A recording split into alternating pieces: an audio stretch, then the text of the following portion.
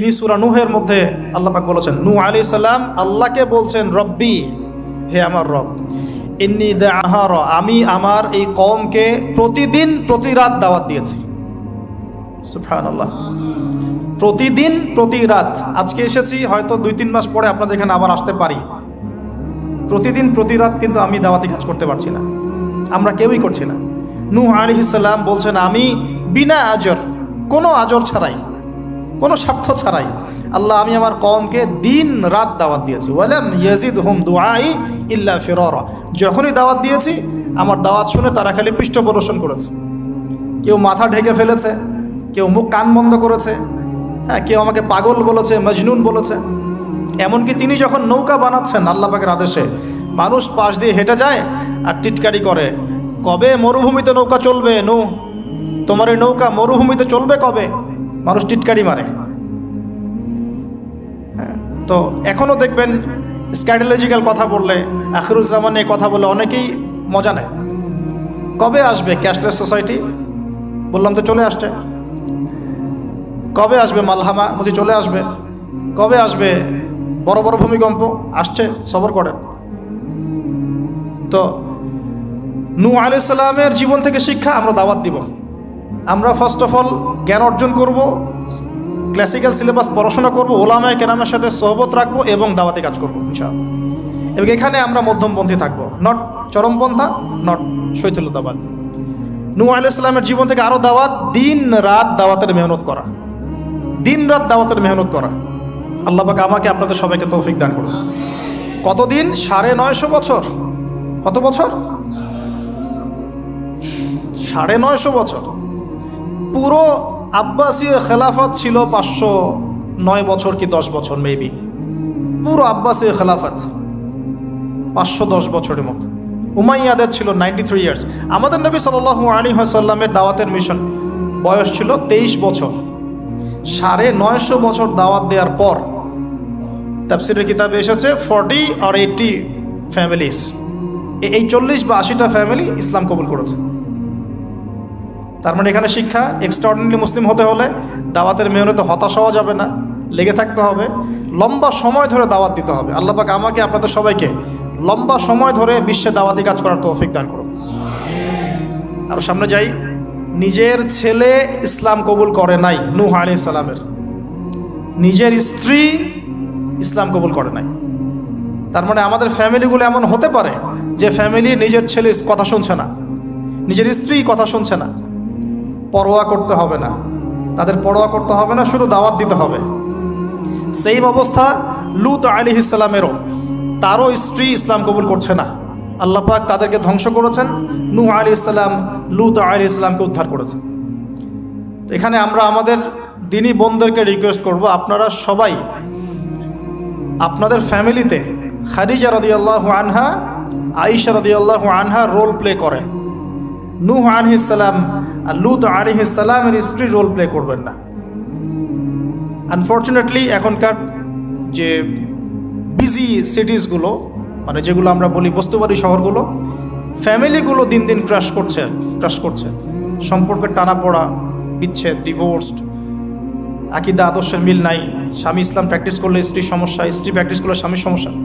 এই প্রবলেমসগুলো আমাদেরকে সলভ করতে হবে। আল্লাহ পাক আমাদেরকে সবর করার তৌফিক দান করুন। পারিবারিক তালিমটা খুব বেশি ইম্পর্টেন্ট। পরিবারের তালিম চালু করা উচিত। পরিবারে কোরআন এবং হাদিসের কিতাবগুলো থেকে দার্সের ব্যবস্থা করা উচিত এবং সপরিবারেই ওলামায়ে কেরামদের সাথে পরামর্শ করে চলা উচিত। ইনশাআল্লাহ ভালো হবে। আল্লাহ পাক তৌফিক দান করুন। আমি নূহ আলাইহিস সালামের আরেকটা কথা বলে শেষ করি। শেষে যখন নৌকা ডুবছে, তিনি তার ছেলেকে তখনও পিতৃস্নেহে ডাকছেন, নৌকায় আসো বাবা। ছেলে বলছে যে আমি পাহাড়ে উঠে যাব, ইয়াসিমুনি মিনাল মা, এই পাহাড় আমাকে পানি থেকে বাঁচাবে। নূহ আলাইহিস সালাম বলছেন, আল্লাহ তুমি আমার ছেলেকে বাঁচাও, ইন্নাহু মিন আহলি, সে আমার পরিবারের একজন। আমরা বলি না আমাদের সন্তানদের ক্ষেত্রে, আল্লাহ পাক বলছেন লাইসা মিন আহলিক, সে তোমার পরিবারের কেউ না। এখানে একটু হার্ড লাইনে যেতে হবে আমাদেরকে। অনেক সময় আমরা আমাদের ফ্যামিলির মধ্যে এমন কিছু মানুষকে পাই যারা টোটালি ইসলামকে ডিসকারেজ করেন, অস্বীকার করেন, নাস্তিকতায় লিপ্ত থাকেন, ইসলামের বেসিক ফান্ডামেন্টালগুলোকে ডিনাই করেন, এই ব্যাপারে কঠোর হওয়া উচিত। আল্লাহ পাক আমাদেরকে বোঝার তৌফিক দান করুন। পাতা উল্টালে এরপর একজন নবীর নাম আসে না, আসে একজন নেতার নাম। মুসা আলাইহিস সালামকে আল্লাহ পাক একটা বিজয় অভিযান দিয়েছিলেন বাইতুল মাকদাস, অনেকে বলেন মাকদিস, আমাদের দি স্টেট অফ ইসরায়েল যেটা দখল করে আছে আর কি। এটা নিয়ে তো অনেক বলেছি আগে, আজকে আর বলছি না। পৃথিবীতে সবচেয়ে বড় জালেম সভ্যতা যদি কেউ থেকে থাকে এটা সেটা। এটার চেয়ে বড় জালেম আমি আমার জীবনে কখনো দেখি নাই, ইতিহাসে পড়িও নাই, কোনোদিনও পড়ি নাই। নির্মমভাবে দিনের পর দিন, মাসের পর মাস নয়, বছরের পর বছর নির্যাতনের স্টিম রোলার চালাচ্ছে, বিশ্ববাসী তাকিয়ে তাকিয়ে দেখছে। কারো কিচ্ছু বলার নাই, যেন কারো কিচ্ছু করার নাই। তো এই জায়গায় বিজয় অভিযানে পাঠানো হচ্ছে মুসা আলাইহিস সালামকে, কিন্তু তিনি তার কওমের জন্য একজন নেতা নির্বাচন করছেন। তার কওম বলছে আমাদেরকে একজন নেতা দিন যার আন্ডারে থেকে আমরা আমালেকা সম্প্রদায়ের বিরুদ্ধে যুদ্ধ করব। এখন মুসা আলাইহিস সালাম বলছেন আল্লাহ পাক যদি কোনো নেতা দেন, তোমরা যদি আবার পালানো শুরু করো, কারণ বনু ইসরায়েল সম্পর্কে তার খুব মারাত্মক কিছু অভিজ্ঞতা আছে। ফেরাউনের কবল থেকে মুক্তি পাওয়ার পরে বাছুর পূজা শুরু করেছে। তোমরা তো এই আদেশ আসলে পিছনে পালানো শুরু করবা। তারা বলল না, আমরা পালাবো না, আমরা অবশ্যই সামনে অগ্রসর হব। কেন পালাবো? আমাদের জান মাল দিয়ে আমরা প্রয়োজনে ফাইট করব এবং আমরা আমাদের স্ত্রী সন্তানদেরকে রক্ষা করব। আমাদের বাড়িঘর তারা লুটপাট করছে, আমরা ওদেরকে প্রতিহত করব। অনেক কথা বলেছে, সূরা বাকারাতেই পাবেন আপনি ইনশাআল্লাহ। তো আল্লাহ রাব্বুল আলামিন একজন ব্যক্তিকে সেখানে নেতৃত্ব দিলেন, তার নাম তালুত। কি নাম ভাইয়া? তালুত। এবং তালুতের আন্ডারে যুদ্ধ করছেন একজন ছোট বলছি কারণ তখন তার বয়স 12 থেকে 14 বছর। তিনি পরবর্তীতে নবী হয়েছেন, তার নাম দাউদ আলাইহিস সালাম। তো এই তালুত সম্পর্কে কি নসিহত, কেন এক্সট্রাঅর্ডিনারি মুসলিম হওয়ার সাথে কি সম্পর্ক? কোরআনের পাতা উল্টালে তালুত সম্পর্কে দুটো কথা পাওয়া যায়। বনু ইসরাইল বলছেন যে তালুত নেতৃত্বের যোগ্য নয়, তার তো সম্পদ নাই, তার তো খ্যাতি নাই। আমরা তো এটাই বলি, নেতৃত্ব কখন আসে? খ্যাতি আছে আপনার, আপনি নেতা হওয়ার যোগ্য, সম্পদ আছে, আপনি নেতা হওয়ার যোগ্য। আমাদের থটসটা এরকম, এটা বনু ইসরায়েলের ইহুদিদের থটস, ঠিক আছে? কিন্তু আল্লাহ পাক বলছেন, সূরা বাকারাতে আছে যে আল্লাহ রাব্বুল আলামিন তাকে দিয়েছেন বাসতাতান ফিল জিসমি ওয়াল ইলম। তালুতকে আমি নেতৃত্ব দিয়েছি কারণ তালুতকে আমি আল্লাহ দুটো নেয়ামত দিয়েছি। এক হচ্ছে শারীরিক ফিজিক্যাল শক্তি এবং সুস্থতা, এবং জ্ঞানের প্রজ্ঞার পারদর্শিতা। তাহলে নেতৃত্বের দুটো গুণ পেলাম, প্রজ্ঞা, জ্ঞান এবং শারীরিক সুস্থতা, শক্তি। এক্সট্রাঅর্ডিনারি মুসলিম হতে হলে আমাদের সবাইকে সুস্থ থাকতে হবে, ফিজিক্যালি স্ট্রং থাকতে হবে। এটার জন্য এখনকার লাইফস্টাইল ত্যাগ করতে হবে। You have to change your food habits and lifestyle. এখন এটা নিয়ে আমিও বেশি কথা বলছি কারণ আমি নিজেও ট্রাই করছি। বিশ্বাস করেন, আপনাদেরকে আমি ফখর করে বলছি না। এক একটা স্টেডিয়াম আমরা যখন ছোট, 20 বছর বয়স, 20 থেকে 25, 10 রাউন্ড আমাদেরকে আগে দিতে হতো, 10 রাউন্ড। এখন 3, হাইয়েস্ট 4। তাহলে ওই তালুতের ওই স্ট্রেংথ কিন্তু আমার কাছে এখন নাই। তার মানে আমার কাছে এখন নেতৃত্বের যোগ্যতাই নাই। তাহলে আমাদের এমপি মন্ত্রীদের কি হবে? বাংলাদেশের কথা বলছে, তাহলে কি হবে? কেউ হুইল চেয়ারে, কেউ জ্বর হলে সিঙ্গাপুরে, কেউ ওইখানে অপারেশন, কেউ ওইখানে। ফিজিক্যালি ফিট কয়জন আছেন? আমি কিন্তু তাদের সাথে খুব মজা করে কথা বলি, তাদের সাথে আমার খুব ভালো সম্পর্ক। ভালো সম্পর্ক মানে ফ্রেন্ডলি সম্পর্ক, মানে নাসিহত করি, নাসিহত। এক ভাই বলছিলেন, ওনাদের একজন বড় কর্মকর্তা, দোয়া করেন আমার জন্য একটু খাস করে সেজদায়, যে ঠিক আছে আমি আপনার জন্য দোয়া করব, আল্লাহ পাক আপনাকে তাগুতের বিধান থেকে বের করে নিয়ে আসুন। ঠিক আছে? তো যাই হোক, আল্লাহ তাদেরকে হেদায়েত করুন, দোয়া করি আমরা, আল্লাহ হেদায়েত করুন। এখন আমাদেরকে এক্সট্রাঅর্ডিনারি মুসলিম হতে হলে অবশ্যই ফিজিক্যালি ফিট থাকতে হবে। তালুতকে আল্লাহ পাক ফিটনেস দিয়েছেন, আর ফিটনেস কীভাবে আমরা রক্ষা করব আমরা বুঝবো এটা। খাবার দাবার, ঘুমানো, স্পেশালি ঘুমানো, ঘুম থেকে ওঠা, ফজরের পরের জগিং, প্রয়োজনে জিম এবং ফুড হ্যাবিট চেঞ্জ করা, রাসূল সাল্লাল্লাহু আলাইহি ওয়াসাল্লামের প্রফেটিক লাইফস্টাইল ফলো করলে ইনশাআল্লাহ আমরা সুস্থ থাকবো। আল্লাহ পাক আমাদের সবাইকে, আমি সহ আপনাদের সবাইকে আল্লাহ পাক সুস্থতার নিয়ামত দান করুন এবং আল্লাহ পাক আমাদের সবাইকে দীর্ঘ নেক হায়াত দারাজ করুন। এই হায়াতকে আল্লাহর দ্বীনের জন্য ব্যয় করার তৌফিক দান করুন।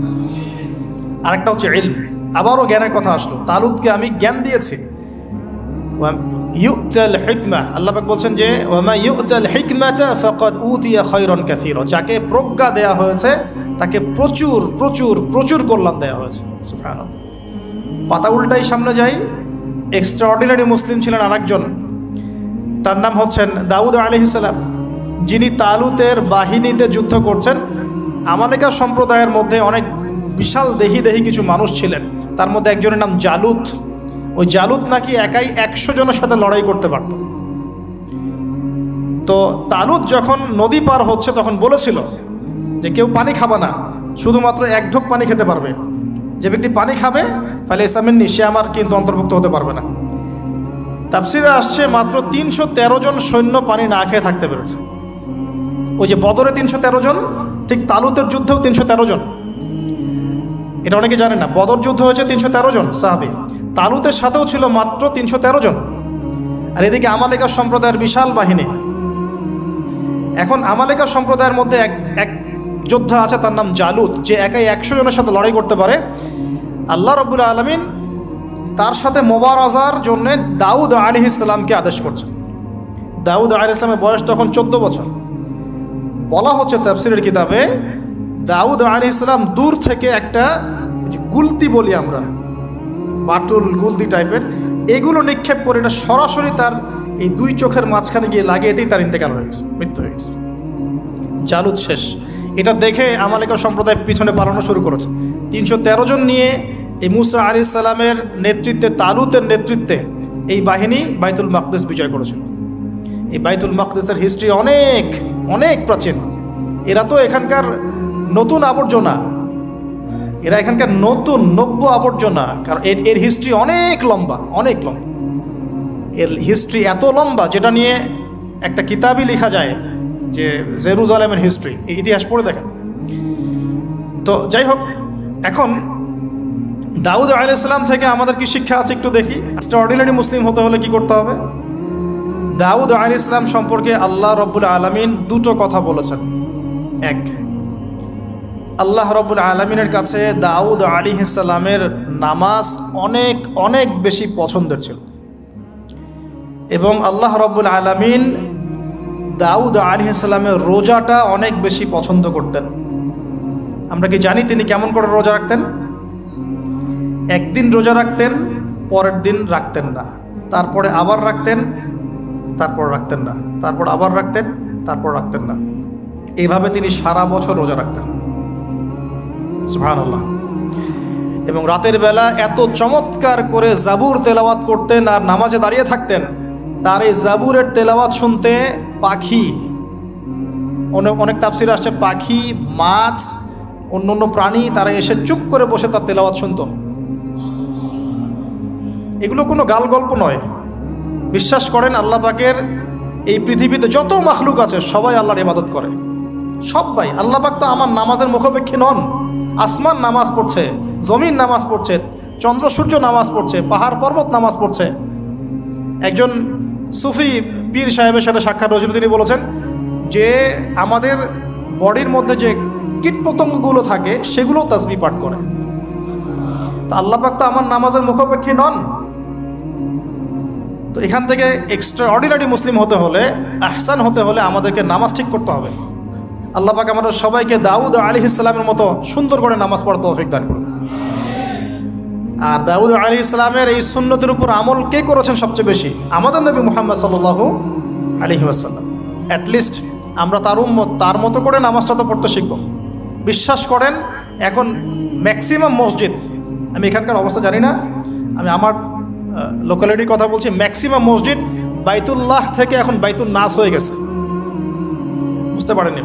বাইতুল্লাহ মানে আল্লাহর ঘর, যেখানে আল্লাহর বিধান চলবে, আল্লাহর মতো, আল্লাহ যেভাবে সন্তুষ্ট হন সেই নামাজ চলবে। এখন চলছে বাইতুন নাস, মানুষের সন্তুষ্টির নামাজ, মানুষের সন্তুষ্টির নামাজ। মসজিদ কমিটির অনেক মসজিদ কমিটির সভাপতি সব সুদখোর, ঘুষখোর, দুর্নীতিবাজ ভর্তি।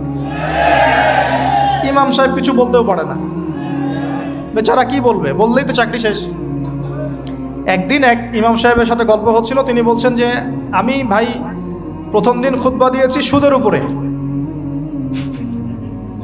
প্রথম দিন খুতবা দিয়েছি সুদের উপরে, তারপরে আমাকে সুন্দর করে রিমান্ডে নিয়ে নিল আর কি কমিটি, তারপরে তওবার উপরে আমি আলোচনা করেছি, তওবার উপরে আলোচনা। এগুলো কিন্তু বাস্তবতা। বাইতুন নাস হয়ে গেছে মসজিদগুলো এখন।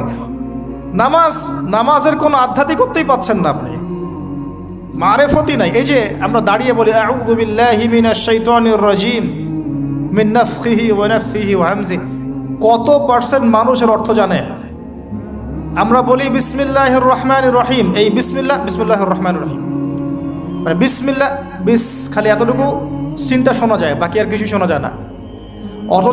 অথচ শুধু এই বিসমিল্লাহর প্রতি সম্মান প্রদর্শন করার জন্যে আল্লাহ পাক সাবার রানী বিলকিসকে ইসলাম কবুলের সৌভাগ্য দিয়েছিলেন। মনে আছে সুলাইমানের চিঠি, হয়তো অনেকে পড়েছেন। সুলাইমান আলাইহিস সালাম চিঠি দিয়েছেন, আমার কাছে আত্মসমর্পণ করো। তো রাজার পরিষদ সবাই বলছে আমরা উলুল কুওয়া, আমরা শক্তিশালী, আদেশ করেন লড়াই করব। বিলকিস বলছে না, ইন্নাহু মিন সুলাইমান, এটা সুলাইমানের পক্ষ থেকে আসছে। ওয়া ইন্নাহু বিসমিল্লাহির রহমানির রহিম, এখানে আছে পরম করুণাময় অসীম দয়ালু আল্লাহর নামে শুরু করছে। এই বিসমিল্লাহর প্রতি সম্মান প্রদর্শনের ওসিলায় আল্লাহ রাব্বুল আলামিন এই সাবার রানী বিলকিসকে এই ইসলাম কবুলের সৌভাগ্য দিয়ে দিয়েছেন। বিসমিল্লাহ ঠিক নাই তেলাওয়াতে, কোরআন তেলাওয়াত ঠিক নাই নামাজের মধ্যে, এক একটা হরফের উচ্চারণ কোথায় কি হচ্ছে কি বুঝতেই পারছি না আমরা। আলহামদুলিল্লাহ রাব্বিল আলামিন কি পড়লো আল্লাহই ভালো জানে, এটা কি মন্ত্র নাকি? আলহামদুলিল্লাহি রাব্বিল আলামিন একটা অনুভূতি আছে, একটা অর্থ আছে। সমস্ত প্রশংসা এই জগৎ সমূহের রব আল্লাহর জন্যে। আর রহমানির রহিম, যিনি পরম করুণাময় অসীম দয়ালু, একটা ফিলিংস আছে। মালিকি ইয়াউমিদ্দিন, যিনি বিচার দিনের মালিক। ইয়াকা না'বুদু, আমরা শুধু তোমার ইবাদত করি। ওয়া ইয়াকা নাস্তাঈন, শুধু তোমার কাছেই সাহায্য চাই। একসাথে বলি আমরা নামাজে ইহদিনাস সিরাতাল মুস্তাকিম, আল্লাহ আমাদেরকে সোজা সরল পথ দেখাও। কোথায় ফিলিংস? সিরাতাল্লাযীনা আন'আমতা আলাইহিম, এই যে এক্সট্রাঅর্ডিনারি মানুষদের পথ দেখাও আমাদেরকে, যাদের প্রতি আপনি অনুগ্রহ করেছেন। গায়রিল মাগদুবি আলাইহিম, ওই মাগদুবদের পথ চাই না আল্লাহ। কোন মাগদুব? ইহুদি জাতি। ওয়ালা দাল্লিন, এবং দল্লিনদের পথ আল্লাহ চাই না। দল্লিন কারা? নাসারা। এখন দেখেন তো সারা ওয়ার্ল্ডের প্রত্যেকটা ডিপার্টমেন্ট কাদের? ইহুদি নাসারা, ইহুদি নাসারা, ইহুদি নাসারা, ইনক্লুডিং আমাদের বাথরুমের টয়লেটস, মানে বাথরুমের কমোড। আপনার আমাদের বাথরুম থেকে নিয়ে গ্লোবাল সিস্টেম কোনটা ওদের বাইরে আছে বলেন? ওদের ভালো জিনিস নেওয়া যাবে না এমনটা নয়, কিন্তু এমন নীতি আদর্শ নেওয়া যাবে না যেটা ইসলামের সাথে কনফ্লিক্ট হয়। কনফ্লিক্ট কি ইকোনমিক সেকশনে হচ্ছে না? রিবা কেন্দ্রিক ইকোনমিক সিস্টেম কি ইসলামিক? আল্লাহ সুবহানাহু ওয়া তাআলার ল বহির্ভূত পলিটিক্যাল সিস্টেম কি ইসলামিক? এটা নিজেই নিজেকে প্রশ্ন করি না, অ্যান্সার আপনি খুঁজে আপনার কবরে আপনি যান। কেউ কারোর সাথে লড়াই করছি না। এখন দেখুন, এই যে সূরা ফাতিহা অর্থ বুঝলাম না, একটা সূরা পড়ে গেলাম কুল হুয়াল্লাহু আহাদ। কি কুল হুয়াল্লাহু আহাদ মানে কি? এটা উচ্চারণই বা কেমন করে করতে হয়? কুল, বলুন, হুয়াল্লাহু আহাদ, তিনি আল্লাহ এক। এই যে কুল হুয়াল্লাহু আহাদ অনেকেই বলতে পারে না। কুল হুয়াল্লাহু আহাদ, এটা কি সব একসাথে মিলে একটা শব্দ? এখানে প্রস্রাব করিবেন না, কমা, নাকি করিলে জরিমানা হইবে, তো কমাটা চেঞ্জ করে দেন। এখানে প্রস্রাব করিবেন, না করিলে জরিমানা। তাহলে আমরা তো কোরআনকে এরকম বানিয়ে ফেলছি এখন। কুল হুয়াল্লাহু আহাদ মানে কি? আমি এগুলো নিয়ে বললে অনেক সময় চলে যাবে। আপনাকে হাতে সময় আছে? আচ্ছা, তো দেখেন, আমি নামাজ নাই ভাই, মসজিদে অ্যাপ্রোপ্রিয়েট নামাজ নাই, সব মসজিদের কথা বলছি না, ইল্লা মাশা আল্লাহ। অনেক মসজিদ এখন বাইতুন নাস হয়ে গেছে, মানুষের বাইত, আল্লাহর ঘর নাই, সূরা ঠিক নাই। এরপরে রুকু, এই যে রুকু করলাম, রুকুতে গিয়ে একটা বার সুবহানা রব্বিয়াল আযীম বলারই সময় পাওয়া যাচ্ছে না। অন্তত 3 বার 5 বার 7 বার তো বলবে, বা 3 বার তো অ্যাটলিস্ট বলবে। এই উঠে সামি আল্লাহু লিমান হামিদা, হুলিমান হামিদা কি? হুলিমান হামিদা বলে কি কোনো শব্দ আছে? এটা নতুন শব্দ বানালাম আমি একটা। সামি আল্লাহ, আল্লাহ তার কথা শোনেন। লিমান হামিদা, যে তার কথা, যে আল্লাহর প্রশংসা করে। সামি আল্লাহ, আল্লাহ তার কথা শোনেন। লিমান হামিদাহু, যে তার প্রশংসা করে। একটা অর্থ আছে তো, সামি আল্লাহ হুলিমান হামিদা। হুলিমান হামিদা মানে কি? প্রতিটা জায়গায় সমস্যা, প্রতিটা জায়গায় সমস্যা। নামাজ, এখানে আমি একটা কথা বলতে ভিতরে চলে আসি। নামাজের আমাদের তাজকিয়া উঠে যাচ্ছে, আধ্যাত্মিকত্ব পাচ্ছেন না। আপনি নামাজ নিজে পড়ে নিজে ফিল হচ্ছেন আপনি নামাজ পড়েছেন। সেজদায় গেলেন, সেজদা মনে হচ্ছে ব্যায়াম, টাপাস টাপাস। মাঝখানে বসারও সময় নাই, মাঝখানে বসে যে একটু দোয়া পড়তে হয়, আল্লাহুম্মা গফিরলি ওয়ারহামনি, কত চমৎকার দোয়া। আল্লাহুম্মা গফিরলি, আল্লাহ আমাকে মাফ করে দাও। ওয়ারহামনি, আল্লাহ আমাকে রহম করো। ওয়াফিনি, আমাকে নিরাপত্তা দান করো। ওয়ারজুকনি, আমাকে রিজিক দান করো। এই তো দোয়া। নামাজের দোয়া বাদ দিয়ে নামাজের পরে লম্বা দোয়া, হ্যাঁ, নামাজের মূল দোয়াই নাই। আর আমাদের বাংলাদেশে কিছু গ্রাম আছে, ওখানে আবার দোয়া নিয়ে যে মারামারি আর ক্যাচাল। এক একজন বিড়ি ফ্যাক্টরির মালিক, বিড়ি ফ্যাক্টরি, তামাক ফ্যাক্টরি, ওরা মসজিদে গন্ডগোল করে, দোয়া হাত তুলে করবে না করবে না। মানে বাদ দেন, আল্লাহ হেফাজত করুন আমাদেরকে। আল্লাহ আমাদেরকে পরিপূর্ণরূপে নামাজ পড়ার তৌফিক দান করুন। নামাজের প্রত্যেকটা বিষয় বুঝে বুঝে পড়লে এত মজা লাগে, এত স্বাদ লাগে, আপনি নামাজে ডুবে যাবেন। আর নবী সাল্লাল্লাহু আলাইহি ওয়াসাল্লাম কীভাবে সারা রাত নামাজ পড়তেন, মানে রাতের একটা লম্বা অংশ কেমন করে নামাজ পড়তে পারতেন? কারণ তিনি তো ফিল করতেন কি পড়তেছেন। তার তো ক্লান্তি লাগতো না, তার পা কখন ফুলে গেছে তার টেরি নাই, টেরি পাচ্ছেন না তিনি। কেন সাহাবীদের পা থেকে তীর খোলা যেত? কারণ নামাজে দাঁড়িয়ে তারা ডুবে গেছেন আল্লাহর মধ্যে। আল্লাহ আল্লাহ, এটা তো বললে অনেকে আকীদার প্রশ্ন তুলবে। আসলে আল্লাহ পাকের সাথে আমি বিলীন হয়ে যাচ্ছে এখানে। এই বিলীন মানে কি? শারীরিক বিলীন। আমার মনন আল্লাহর প্রতি নিবদ্ধ হয়ে যাচ্ছে। এই তো নামাজ। এই নামাজ মেরাজুল মুমিন বলে না, আল্লাহর মুমিনদের জন্য মেরাজ। নামাজটাই তো মুমিনদের জন্য মেরাজ। তো মেরাজ মানে কি? সাক্ষাৎ, দেখা সাক্ষাৎ। তা আমাদের নামাজে তো আল্লাহর কোনো ফিলিংসই আসছে না। সেজদা করছে, সেজদায় নবীজি বলেছেন বেশি বেশি দোয়া করো, কারণ সেজদায় যে দোয়াটাই করবা কবুল হয়ে যাবে ইনশাআল্লাহ। তো সেজদায় তাসবিহ পড়ারই টাইম পাচ্ছি না, দোয়া করব কখন? একটা দোয়া করতে গিয়ে দেখলাম ইমাম সাহেব তাশাহুদ শুরু করে দিয়েছে, আর আমি তাশাহুদ ধরতে গিয়ে দেখলাম তাশাহুদ শেষ করতে করতে সালাম শেষ, আমার দরুদ শরীফ বাকি আছে। তো ওই জন্য বিশ্বাস করেন আমি নামাজটা আবার দৌড়ায় পড়ে আসছি, মাগরিবের নামাজ। ছোট ভাইকে নিয়ে বললাম পাশে দাঁড়া, নামাজ হয় নাই। কেন হয় নাই? রুকু সেজদা করতে পারি নাই। নামাজ হবে কিভাবে? এক ওয়াক্ত নামাজ চলে গেল, এই এক ওয়াক্ত নামাজ কি আমার জীবন আবার ফিরে আসবে কিনা? আর আপনারাই বলেন তো, কিয়ামতের মাঠে সবচেয়ে প্রথম কোন আমলের হিসাব হবে? আমার এই বড় বড় কথা, দিন কায়েম, জিহাদ, এই সেই, হাবি জাবি, অনেক বড় বড় কথা, নামাজ ঠিক নাই, কি হবে? ফায়দা আছে কোনো? এই জিনিসটা যদি আমাদের সমাজ থেকে আস্তে আস্তে বিদায় নিতে থাকে তাহলে তো সমস্যা। আল্লাহ পাক আমাদের সবাইকে পরিপূর্ণ নামাজি হওয়ার তৌফিক দান করুন। একটা কথা বলতে গিয়ে অনেক ভিতরে চলে আসলাম। দাউদ আলাইহিস সালামের নামাজ আল্লাহর কাছে অনেক প্রিয় ছিল,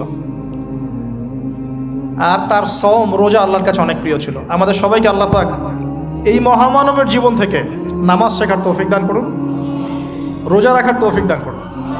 এবং কোরআন, তিনি জাবুর তেলাওয়াত করতেন, এত মধুর সুরে তেলাওয়াত করতেন, পাখি এসে তার তেলাওয়াত শুনতো, মাছ এসে তেলাওয়াত শুনতো।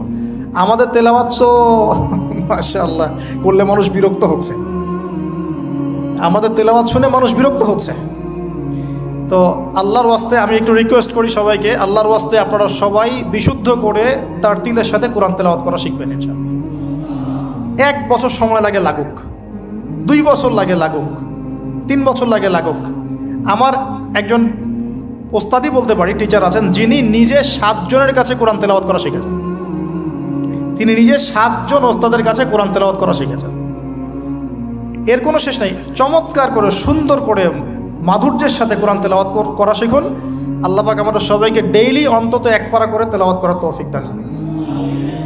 এতে ইনশাল্লাহ জীবনে বরকত হবে, হায়াতে বরকত হবে, রিজিকে বরকত হবে, আল্লাহর সাথে কানেকশন থাকবে, কোরআনের সাথে আপনার সম্পর্ক থাকবে। কোরআন কাল কিয়ামতে আপনার পক্ষে সাক্ষী দিবে। আল কোরআন হুজ্জাতুল লাকা ওয়া আলাই, কোরআন আপনার পক্ষে সাক্ষী দিবে বা বিপক্ষে সাক্ষী দিবে। আল্লাহ রসুল বলছেন লা হাসাদা ইল্লা ইসনাতাইন, 2 জন ব্যক্তি ছাড়া কারো প্রতি ঈর্ষা করা জায়েজ নাই। এক, রাজুলুন আতাহুল্লাহুল কোরআন, এমন একজন ব্যক্তি যাকে আল্লাহ পাক কোরআন দিয়েছেন, সুবহানাল্লাহ। ইয়াকুমু বিহি আনা আল-লাইল ওয়া আনা আন-নাহার, যে কোরআন কেন্দ্রিক, সে দিনের বেলা আমল করে, রাতে তাহাজ্জুদের নামাজ পড়ে। আরেকজন ব্যক্তি রাজুলুন আতাহুল্লাহু মালান, একজন ব্যক্তি যাকে আল্লাহ পাক সম্পদ দিয়েছেন, ইউনফিকু বিহি আনা আল-লাইল ওয়া আনা আন-নাহার, এই টাকা পয়সা, মাল সম্পদ ইসলামের জন্য সে দিন রাত খরচ করে। এই 2 ব্যক্তি ছাড়া অন্য কারোর প্রতি ঈর্ষা করা জায়েজ না। আর এগুলো হাদিস তো অনেক শুনেছেন, প্রত্যেক হরফে 10 নেকি করে পাবেন। কোরআন আপনার পক্ষে সাক্ষী দিবে।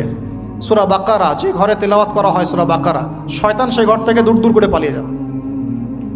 সূরা আলী ইমরানের শেষের 10 আয়াত মুখস্থ করবেন, সূরা বাকারার শেষের 3টা আয়াত মুখস্থ করবেন, সূরা হাশরের শেষের 3-4টা আয়াত মুখস্থ করবেন, সূরা কাহাফের প্রথম 10টা আয়াত মুখস্থ করবেন, সূরা কাহাফের শেষের 10টা আয়াত মুখস্থ করবেন। এরকম অনেকগুলো সূরা আছে, সূরা ফালাক, নাস, ইখলাস, সূরা ফালাক, নাস, ইখলাস, কাফিরুন ইত্যাদি। নামাজ শেষ করব? আচ্ছা, ওকে, আমি গুটিয়ে নিচ্ছি ইনশাল্লাহ। তো আমরা দাউদ আলাইহিস সালামের কথা শুনলাম, আরেকজন মহামানব। আর কয়েকজনের কথা জাস্ট সংক্ষিপ্ত করে টাচ করে শেষ করে দিচ্ছি। তার ছেলে সুলাইমান আলাইহিস সালাম, নাম শুনেছি তো? আল্লাহ পাক তাকে জিন জাতির উপর কর্তৃত্ব দিয়েছিলেন, বাতাসের উপর কর্তৃত্ব, তার আংটিতে, তার লাঠি, সিংহাসন, এক কথায় তাকে আল্লাহ পাক এত বড় রাজত্ব দিয়েছেন যেটা আল্লাহ পাক এর আগেও কাউকে দেন নাই, পরেও কাউকে দেন নাই। এখান থেকে আমরা শিখছি শক্তিশালী মুসলিম হওয়ার একটা নাসিহাত, শক্তিশালী মুসলিম হওয়া। তা আমাদের সবাইকে শক্তিশালী মুসলিম হওয়ার চেষ্টা করতে হবে, আল্লাহ পাক তৌফিক দান করুন। এই শক্তি গেইন করার চেষ্টা করতে হবে, আল্লাহ পাক তৌফিক দান করুন। দুর্বল মুমিনের চাইতে শক্তিশালী মুমিন আল্লাহর কাছে বেশি পছন্দের। এখানে ইসলামের শক্তি আমরা দেখতে পাচ্ছি। আরও সামনে যাই, পাতা উল্টাই, দেখবেন একজন অত্যন্ত অপূর্ব সুন্দর, আমাদের মুরাদ ভাইয়ের মতো অপূর্ব সুন্দর একজন মহামানবের কথা আছে, ইউসুফ আলাইহিস সালাম। আমরা সূরা ইউসুফ পড়তে শিখি নাই এখনো। আমরা সবাই মনে করি সূরা ইউসুফ মানে হচ্ছে ইউসুফ জুলাইখার প্রেম কাহিনী, আমরা এটাই মনে করি। সূরা ইউসুফকে আল্লাহ পাক সবচেয়ে শ্রেষ্ঠ উপন্যাস বলেছেন, আহসানুল কসাস। একটু গভীরভাবে পড়ে দেখবেন অর্থগুলো। এটা ইউসুফ জুলাইখার প্রেম কাহিনী নয়, এটা ইউসুফ আলাইহিস সালামের সাথে তার বাবার মহব্বতের কাহিনী। সুবহানাল্লাহ, এটা পিতা আর সন্তানের মহব্বতের কাহিনী। এত মহব্বত যে সন্তান 20 বছর আগে হারিয়ে গেছে, যে সন্তান কূপ থেকে রাজপ্রাসাদে, রাজপ্রাসাদ থেকে জেলখানায়, জেলখানা থেকে আবার মিশরের গভর্নমেন্ট মানে পলিটিক্যাল পাওয়ার এসেছেন, বাবা কিন্তু এটা জানেন না। কিন্তু সন্তান যখন একটা জামা পাঠিয়ে দিচ্ছে, জামা, এই কমিজটা নিয়ে যাও, আমার বাবার চোখে দিও, বাবা দৃষ্টি ফিরে পাবে। ওই কমিজ নিয়ে যখন কিছু মানুষ আসছে তার বাসার সামনে, তিনি বলছেন ইন্নী লা আজিদু রিহা ইউসুফ, আমি আল্লাহর কসম ইউসুফের গন্ধ পাচ্ছি। এটা মারা বুঝতে পারবেন, সন্তানের গন্ধ পাওয়া যায়। বাবারা বুঝবো, সন্তান, মায়েদের, আমাদের ছেলে মেয়েদের গন্ধ আমরা বুঝি, এটা আমার ছেলের গন্ধ, এটা মেয়ের গন্ধ। ইউসুফ আলাইহিস সালামের কামিজ আসছে 1200 মাইল দূর থেকে, আরও বেশি বা কম হবে। আর এখানে তার বাবা গন্ধ পাচ্ছেন, মহব্বত। এই কথাটা, এই আয়াতটা আসলেই চোখ দিয়ে পানি বের হয়ে যাবে। ইন্নী লা আজিদু রিহা ইউসুফ, আমি ইউসুফের গন্ধ পাচ্ছি। আর মানুষ বলছে আপনি পাগল হয়ে গেছেন, কতদিন আগে ইউসুফ চলে গেল, আপনি ইউসুফের কথা বলতে বলতে বলতে বলতে চোখ অন্ধ করে ফেললেন কাঁদতে কাঁদতে, এখন বলছেন যে ইউসুফের গন্ধ পাচ্ছেন। সুবহানাল্লাহ। তো সূরা ইউসুফ পিতা আর সন্তানের প্রেম কাহিনী, মহব্বতের কাহিনী, ট্র্যাজেডি লাইফের। ভাইদের ষড়যন্ত্রে চলে গেলেন কূপে, কূপ থেকে রাজপ্রাসাদে, রাজপ্রাসাদ থেকে জেলখানায়। জেনার আহ্বান করছে তাকে, তিনি বলছেন মাআযাল্লাহ, আমি আল্লাহর কাছে আশ্রয় প্রার্থনা করছি। এখানে আমরা সূরা ইউসুফ পড়তে গিয়ে ইউসুফ আলাইহিস সালামের বাহ্যিক সৌন্দর্য নিয়ে কথা বলি, তার চরিত্র তার বাহ্যিক সৌন্দর্য চেয়ে অনেক বেশি সুন্দর।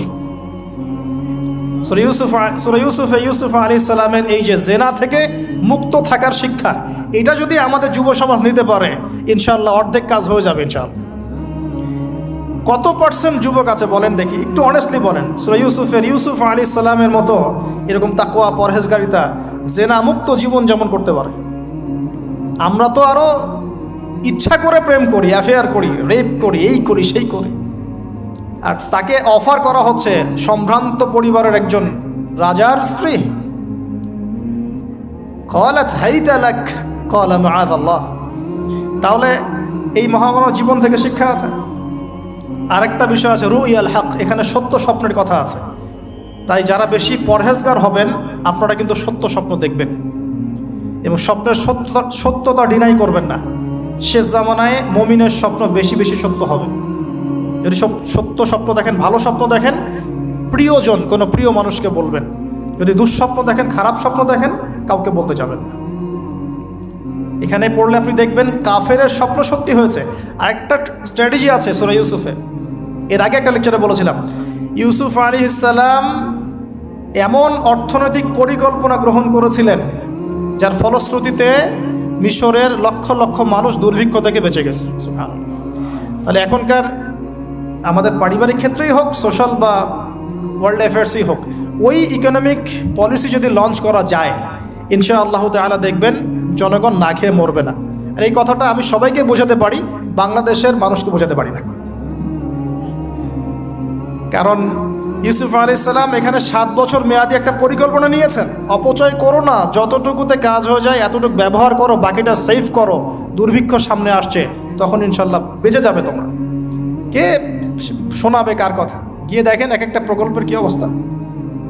অপচয়ে সবচেয়ে টপ জাতি বাঙালি জাতি এখন সারা ওয়ার্ল্ডের মধ্যে। পানি অপচয়, গ্যাস অপচয়, তেল অপচয় বাদ দেন, এ বলতে গেলে অনেক সময় চলে যাবে। তাহলে সূরা ইউসুফ থেকে আমরা শিখলাম কি? রুইয়াল হক, সত্য স্বপ্ন, ক্যারেক্টার। আমরা শিখলাম এখানে চরিত্র পবিত্র রাখার ব্যাপার, শিখলাম পারিবারিক বাবা সন্তানের মহব্বত। এক্সট্রাঅর্ডিনারি মুসলিম হতে হলে এগুলো দরকার আছে। একটু সামনে যান, একজন ব্যক্তির নাম বলছি ইউনুস আলাইহিস সালাম, নাম শুনেছেন কিনা? আমরা সবাই জানি তিনি মাছের পেটে ছিলেন। কেন ছিলেন এটা অনেকে জানি না। কেন তিনি, কেন আল্লাহ পাক কেন তাকে মাছের পেটে পরীক্ষা করলেন? কারণটা আমি বলছি, সূরা আম্বিয়া পড়ে দেখবেন। তিনি যখন দাওয়াত দিচ্ছিলেন কওমকে, কওমের অনেকেই দাওয়াতটা রিসিভ করছিল না। একটু রাগান্বিত হয়েছেন তিনি, সামান্য একটু রাগান্বিত। আমরা হয়ে যাই না এখন? আরে কতদিন থেকে দাওয়াত দিই, মানুষ কথাই শোনে না। এক ভাই বলছেন, বড় আলেম, কয়েকদিন আগে আমি দেখা করে আসছি, বলছেন যে আমি ভাই এই বাংলাদেশ সম্পর্কে হতাশ হয়ে গেছি, আর মনে হয় না এখানে কোনো কাজ হবে। তো ইউনুস আলাইহিস সালাম একটু রাগান্বিত হয়ে ব্যাকওয়ার্ডে এসেছেন, আল্লাহ রাব্বুল আলামিন ধরে ফেলেছেন। তোমাকে তো আমি এই দায়িত্ব দিয়েছি জাস্ট আমার তাওহীদ প্রচার করার জন্য, কবুল কে করলো না দেখার দরকার নাই। আল্লাহ পাক তাকে ওই পরীক্ষায় ফেলেছেন, 3 দিন 3 রাত মাছের পেটে। তখন তিনি কি দোয়া করছেন? লা ইলাহা ইল্লা আনতা সুবহানাকা ইন্নী কুনতু মিনাজ জালিমিন। আল্লাহ পাক বলছেন সূরা সফফাতের মধ্যে, তিনি যদি এই দোয়াটা না পড়তেন লা লাবিসা ফি বাতনিহি ইলা ইয়াউমি ইউবআসুন, কিয়ামত পর্যন্ত তিনি মাছের পেটেই থাকতেন। নাউজুবিল্লাহ। তাহলে এখান থেকে আমরা শিখলাম জীবনে অনেক চড়াই উতরাই আসবে, সবর করতে হবে। দাওয়াতের মেহনতে সবর করতে হবে। মানুষ কবুল করলো না দেখার দরকার নাই, আমি আমার গতিতে দাওয়াত দিতে থাকবো। আর বিপদ আপদ যদি চলে আসে দোয়া ইউনুস পড়বো, বলবো লা ইলাহা ইল্লা আনতা সুবহানাকা ইন্নী কুনতু মিনাজ জালিমিন। আল্লাহ পাক যে কোনো বিপদ দূর করে দিবেন ইনশাআল্লাহ। সাক্ষাৎ মউত থেকে আল্লাহ পাক এই দোয়া পড়লে বাঁচাতে পারেন। এটা কি মৃত্যুর মুখোমুখি ছিলেন না মাছের পেটের মধ্যে? ওখানে কিন্তু মাছ যখন বমি করে দিয়ে গেছে তীরে, তখন সেখানে লাউ গাছ উৎপন্ন করা হয়েছে, লাউ গাছ। তো এটাতে আপনারা বুঝে ফেলেন যে এর সাথে কি সম্পর্ক আছে। তো ইউনুস আলাইহিস সালামের জীবন থেকে শিক্ষা কি? এই দোয়া পড়বো, লা ইলাহা ইল্লা আনতা সুবহানাকা ইন্নী কুনতু মিনাজ জালিমিন। আরেকজন নবীর নাম আইয়ুব, মহামানব, অনেক দিন অসুস্থ, মনে আছে? দীর্ঘদিন অসুস্থ। এখানে একটা কথা বলো, লোভ সামলাতে পারছি না। সালাত আমরা একসাথে পড়বো ইনশাআল্লাহ। আচ্ছা, সেটা হচ্ছে আইয়ুব আলাইহিস সালাম কখন এই দোয়া করেছেন, রব্বি আন্নী মাসানিয়া দুররু ওয়া আনতা আরহামুর রাহিমিন। রোগ যখন আস্তে আস্তে আস্তে তার জিহ্বাতে এসেছে, জিহ্বা দিয়ে তার জিকির করতে কষ্ট হচ্ছে, তখন তিনি বলছেন, আল্লাহ আমাকে অনেক দুঃখ দুর্দশা স্পর্শ করেছে, আমি জিকিরটা ঠিক মতো করতে পারছি না, আল্লাহ আমাকে শেফা দান করো। সুবহানাল্লাহ। এখন আল্লাহ রাব্বুল আলামিন তাকে গোসল করালেন, সুস্থতা লাভ করলেন, তাকে আহাল পরিবার দিলেন, আরোগ্য দান করলেন।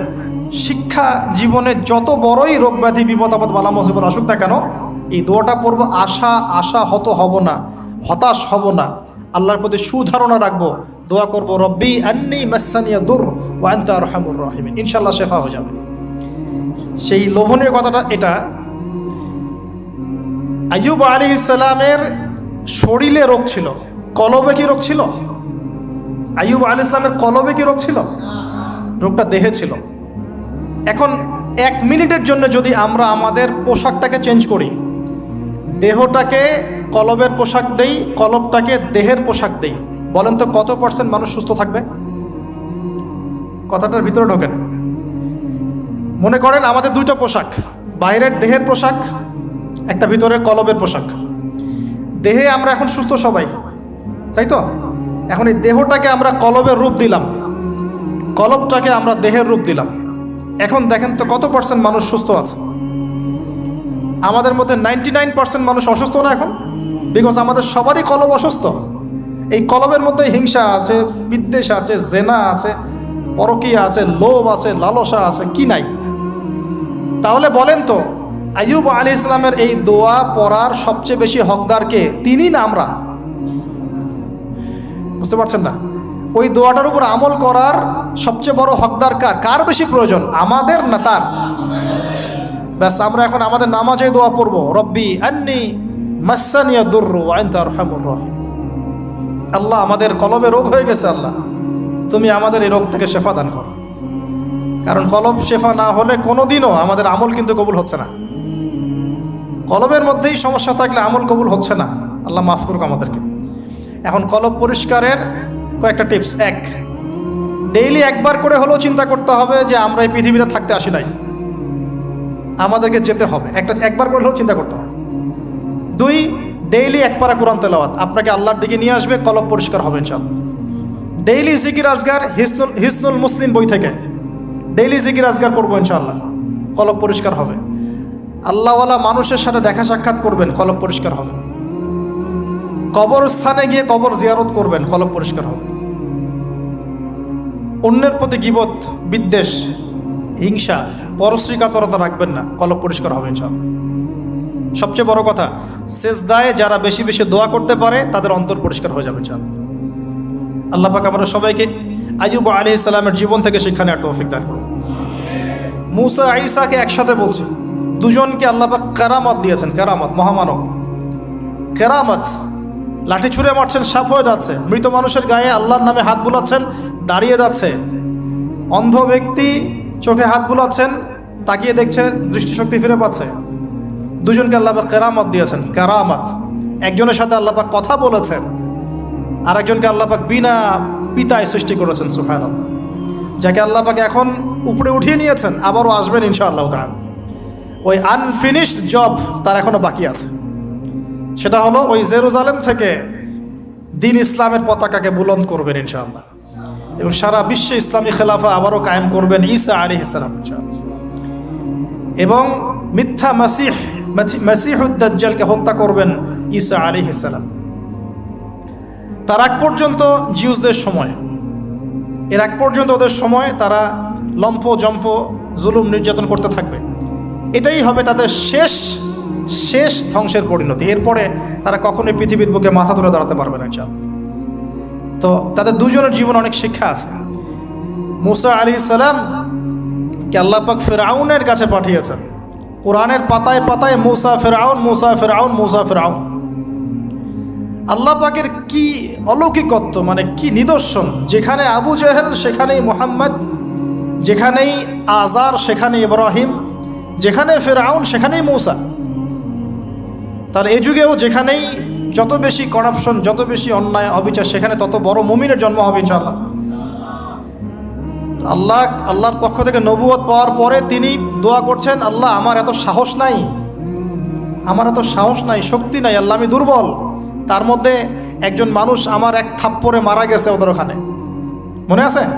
থাপ্পড়ে না, সরি, ঘুষি ফাওয়াকাযাহু ফাকাদা আলাইহি, এক ঘুষি দিয়েছে।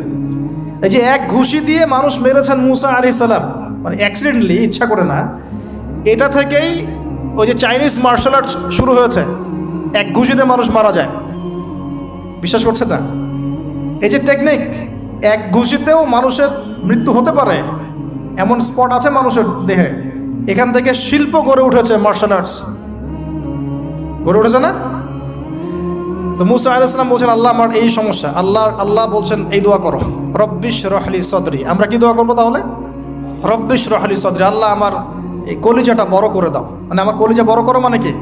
সাহস বাড়িয়ে দাও। দিনের দাওয়াত দেওয়ার জন্য কি লাগে? সাহস। আমার সাহস বাড়িয়ে দাও। একজন আলেম বলেছিলেন 3টা জিনিস লাগে, জ্ঞান, সাহস, ধৈর্য। দিনের দাওয়াত দিতে এবং দিন বিজয় করতে 3টা জিনিস লাগবে, জ্ঞান, সাহস, ধৈর্য। এবং সেই আলেম আপনাদের খুব পরিচিত একজন, নাম বলছি না। এখন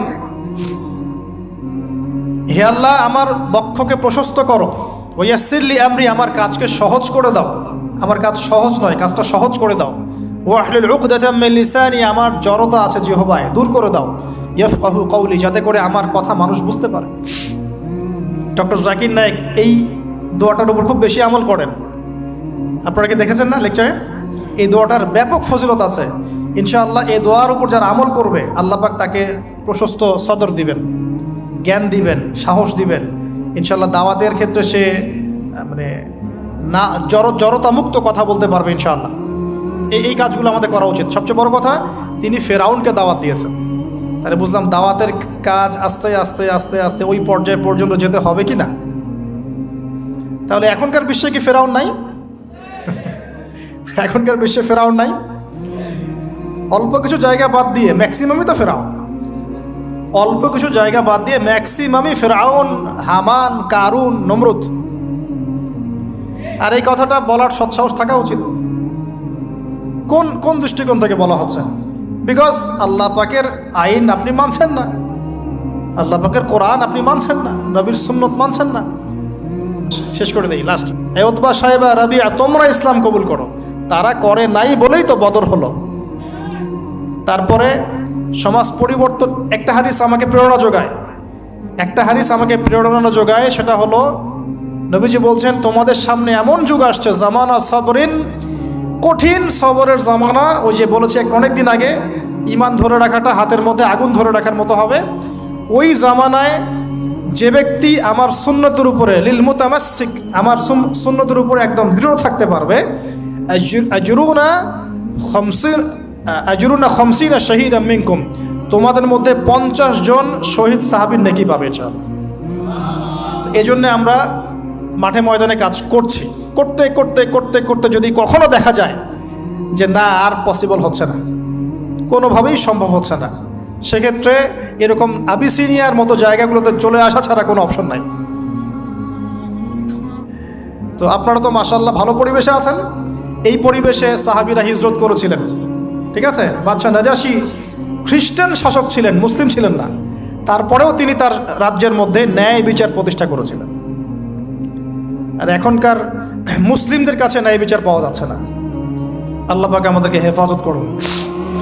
এরপরে টার্নিং পয়েন্ট, মদিনা থেকে কিছু যুবক সাহাবী আসেন, আসআদ বিন জুরারাহ রাদিয়াল্লাহু আনহুর নেতৃত্বে।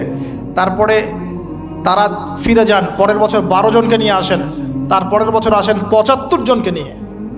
এরপরে বায়াতে আকবায়ে কুবরা হয়। বায়াত একটা বিষয় আছে ইসলামে, এটা তো উঠেই যাচ্ছে আস্তে আস্তে। এটা নিয়ে নিচ্ছে কিছু ভণ্ড পীর সাহেব, তাই না? কিন্তু অরিজিনালি কিন্তু ইসলামে একটা বায়াতের ব্যাপার আছে। তো নবী সাল্লাল্লাহু আলাইহি ওয়াসাল্লাম সেটা নিয়েছেন।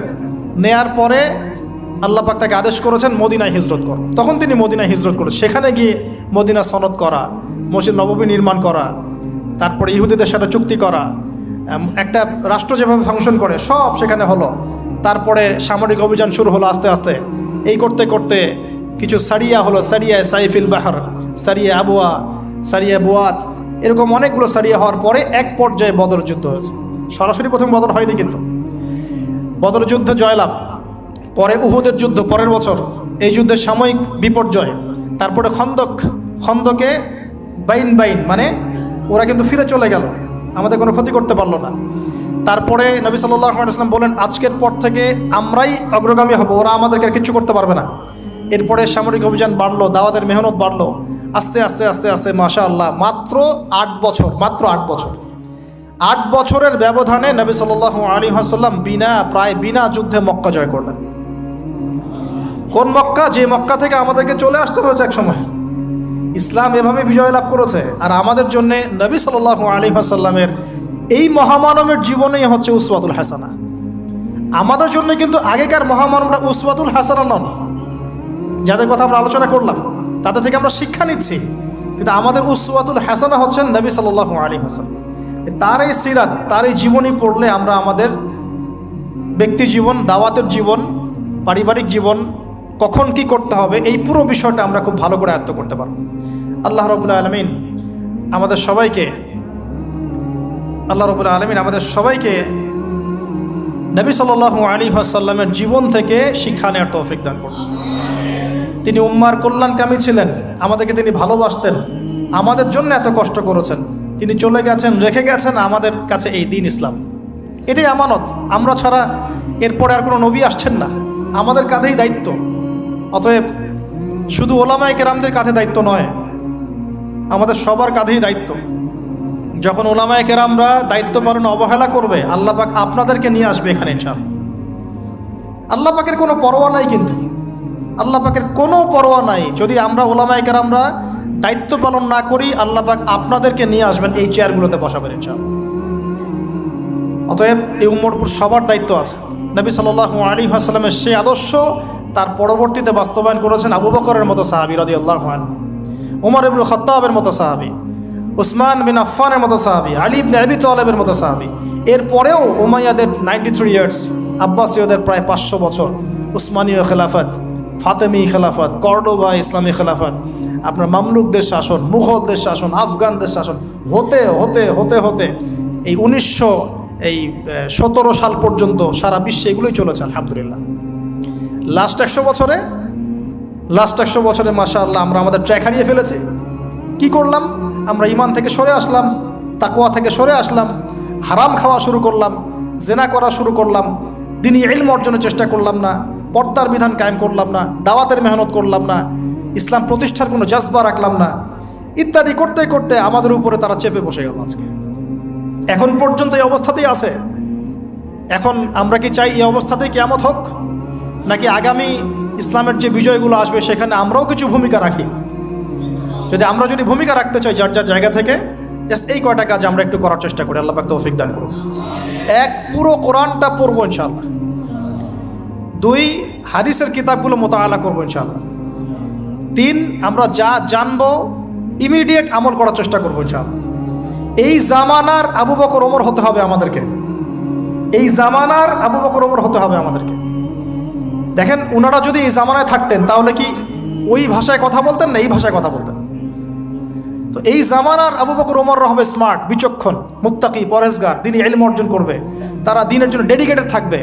আল্লাহ পাক আমাদের সবাইকে কবুল করুন, আমিন।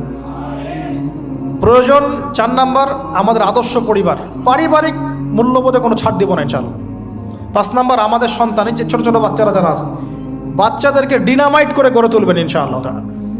বাচ্চাদেরকে একবারে ডিনামাইট, মানে জেনারেল নলেজ, ইসলামিক নলেজ, প্রত্যেকটা ডিপার্টমেন্ট যেন ওদের স্ট্রং থাকে ইনশাআল্লাহ। এবং ছোটোবেলা থেকেই ওদেরকে নামাজ, ইসলামিক নীতি, নৈতিকতা, মূল্যবোধ দিয়ে বড় করবেন ইনশাআল্লাহ। আল্লাহ তৌফিক দান করুন। আরও প্রয়োজন হচ্ছে হালাল খাওয়া, আলহামদুলিল্লাহ এটাতে আমরা চেষ্টা করছি, আল্লাহ পাক বরকত দান করুন। আর কি দরকার হবে? উম্মার ঐক্যের চেষ্টা করা, কোনো বিভক্তি না বাড়ানো। এমনিতেই মাশাআল্লাহ 70,000 দলে বিভক্ত আছে, 73 দল বলে তো হাদিসে, আমরা গুনে দেখেছি মনে হয় 73,000 দল আছে।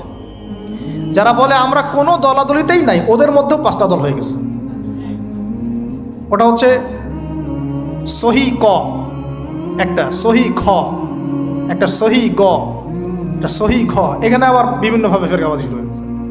এক একজনের আমির এক একজন, এগুলো হলো না কিছু। হ্যাঁ, আমাদের মধ্যে ইস্তেহাদি পার্থক্য থাকতে পারে, মত পার্থক্য থাকতে পারে, মাযহাবগত মত পার্থক্য থাকতে পারে, কোনো প্রবলেম নাই, তারপরেও আমরা এক থাকবো ইনশাআল্লাহ। আমার এই ভাই শাফিঈ মাযহাব ফলো করেন, আমি হানাফি মাযহাব ফলো করি, কোনো সমস্যা নাই। সে আমার ভাই, আমি তার ভাই। আমার ওই ভাই হাম্বলি মাযহাব ফলো করেন, আমি হানাফি ফিকহ ফলো করি, ইনশাআল্লাহ কোনো সমস্যা নাই, আমরা ভাই ভাই। সে তার ইজতিহাদ আল্লাহর কাছে আজর নিবে, আমি আমার ইজতিহাদ নিয়ে আল্লাহর কাছে আজর নিব ইনশাআল্লাহ। মতভেদ থাকতে পারে, কি বলবো, যে মতভেদ থাকবে, তার উপরে মতানৈক্য হবে, মতানৈক্যের উপরে, ভুল বললাম মনে হয়, মতভেদের উপরেও মতানৈক্য হবে ইনশাআল্লাহ। এটার একটা বই আছে, উম্মতের বিভক্তির কারণ এবং সমাধানের উপায়। তো এখান থেকে আমি পেয়েছি মতবিরোধ থাকবে, তার উপরেই আমরা মতানৈক্য রাখবো ইনশাআল্লাহ, ঐক্যবদ্ধ হবো ইনশাআল্লাহ। এটা ইসলামের সৌন্দর্য। আল্লাহ পাক তৌফিক দান করুন। আর 2-3টা পয়েন্ট হচ্ছে, আমরা ফিজিক্যালি ফিট থাকার চেষ্টা করবো ইনশাআল্লাহ। হালাল খাওয়ার কথা বলেছি, এবং ফুডের ব্যাপারে সচেতন থাকবেন। ডিভাইস এডিক্টেড হবেন না, প্রাকৃতিকভাবে বড় হন, নিজেদের জীবনটাকে মূল্যায়ন করি, হায়াতটাকে মূল্যায়ন করি। এক একটা দিন, এক একটা রাত চলে যাচ্ছে, লাইফ থেকে চলে যাচ্ছে। আমরা আমাদের গোল্ডেন টাইমগুলোকে মূল্যায়ন করি, আমাদের মা বোনদেরকে পর্দায় রাখি, পারিবারিক মূল্যবোধগুলো সুন্দর করার চেষ্টা করি, দাওয়াতের মেহনত বাড়াতে থাকি, এবং অবশ্যই ইউনাইটেড থাকবেন। প্রয়োজন আপনাদের মধ্যে একজনকে আপনারা আমির বানিয়ে নেবেন, তাদেরকে তার আন্ডারে থেকে সুন্দর মতো আপনারা পরামর্শ করে চলবেন। থাকতে হয়, একজন নেতা থাকতে হয়, না হলে 10 নেতা হলে তো সমস্যা, 10 জন 10 কথা বলবে তখন। হ্যাঁ, যখন ইমামুল মাহদি আসবেন, ঈসা ইবনে মারিয়াম আসবেন, তখন গ্লোবাল আমির হবে ইনশাআল্লাহ। এখন তো গ্লোবাল আমির নাই, আছে তো কমিউনিটি বেস আপনারা পরামর্শ করে সুরাভিত্তিক চলার চেষ্টা করেন। আল্লাহ পাক তৌফিক ইনায়াত করেন। সবশেষ কথা হচ্ছে এই, যদি আমরা এভাবে আমাদের জীবনটা কাটাতে পারি ইনশাআল্লাহ, সূরাতুল বাকারার এই 207 নম্বর আয়াতের উপর আমল হয়ে যাবে ইনশাআল্লাহ। আমরা সেই সব বান্দাদের অন্তর্ভুক্ত হব ইনশাআল্লাহ, যাদের ব্যাপারে আল্লাহ পাক বলেছেন, ওয়া মিনান নাস, মানুষের মধ্যে কিছু মানুষ আছে, মাই ইয়াশরি নাফসাহু ইবতিগাআ মারদাতিল্লাহ, যারা আল্লাহ পাকের সন্তুষ্টির জন্য তাদের জীবনটাকে ঢেলে দিয়েছে একেবারে। যারা আল্লাহ পাকের জন্যে, আল্লাহর সন্তুষ্টির জন্যে তার জীবনটা, নফসটাকে ঢেলে দিয়েছেন ইনশাআল্লাহ। আল্লাহু রাউফুম বিল ইবাদ, এই মানুষগুলোর জন্য আল্লাহ পাক হবেন প্রচণ্ড রকম কোমল, নরম, সফট। আল্লাহ পাক আমাদের সবাইকে সেই সব বান্দাদের অন্তর্ভুক্ত হওয়ার তৌফিক দান করুন, সকলেই বলে আমিন। আজকের মতো এই পর্যন্ত থাকলো। আকুলু কওলি হাযা আস্তাগফিরুল্লাহ লি ওয়া লাকুম ওয়া লিসাইরিল মুসলিমিন। বারাকাল্লাহু লানা ওয়া লাকুম বিল আয়াতিল হাকিম। ইন্নাহু তাআলা জাওয়াদুন কারীম রাউফুর রহিম। একজনের কথা বলতে ভুলে গিয়েছিলাম, এটা বাসায় গিয়ে পড়বেন, কালকে শুক্রবার আছে। সূরাতুল কাহফ, আসহাবুল কাহফের ঘটনাটা পড়ে দেখবেন। আর আমাদের নবীগণের পিতা ইব্রাহিম আলাইহিস সালামের জীবনটা একটু পড়ে দেখবেন, তার জীবন থেকে কি শিক্ষা নেওয়ার আছে। আল্লাহ পাক আমাদের সবাইকে কোরআনের পাতা থেকে, এই মহামানবদের জীবন থেকে শিক্ষা নেওয়ার তৌফিক দান করুন আমিন, এবং এক্সট্রা অর্ডিনারি মুসলিম হওয়ার তৌফিক দান করুন আমিন।